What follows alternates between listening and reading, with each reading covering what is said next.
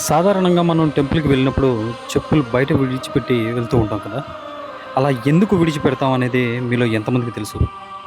చెప్పులు బయట విడిచిపెట్టి గుడి లోపలికి వెళ్ళడం వెనుకున్న అంతరార్థం, విలువలు, ఉపయోగాలు ఇప్పుడు తెలుసుకుందాం.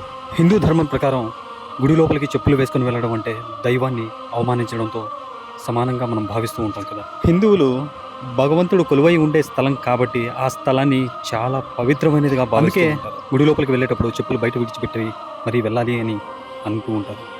ఆలయ ప్రాంగణం అనేది కేవలం పూజలు మాత్రమే చేసే స్థలం కాదు. మనసు పవిత్రంగా మార్చే స్థలం కూడా. చెప్పులు లేకుండా గుడిలోకి అడుగుపెట్టినప్పుడు ఆ ప్రదేశంలో ఉండే ఆధ్యాత్మిక తరంగాలు పాదాల ద్వారా నేరుగా శరీరంలోకి ప్రవేశిస్తాయి.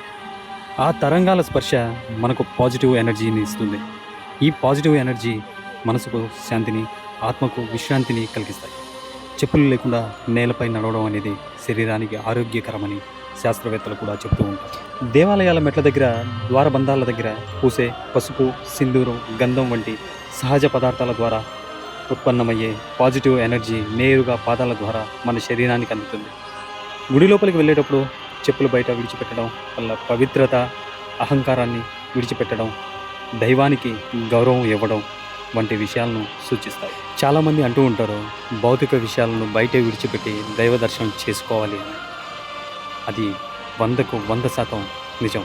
అసలు దీని వెనుకున్న అంతరార్థం ఏంటి అంటే, దేవాలయాల్లో ఉన్న శిల్పకళ కావచ్చు, ధ్వని తరంగాలు కావచ్చు, గర్భగుడి నిర్మాణం అన్నీ కలిపి పాజిటివ్ ఎనర్జీని అందించడం వల్ల, చెప్పులు లేకుండా గుడి లోపలికి వెళ్ళడం వల్ల పాజిటివ్ ఎనర్జీ అనేది మన శరీరంలోకి పాదాల ద్వారా ప్రవేశిస్తుందని శాస్త్రవేత్తలు కూడా చెప్తూ ఉన్నారు.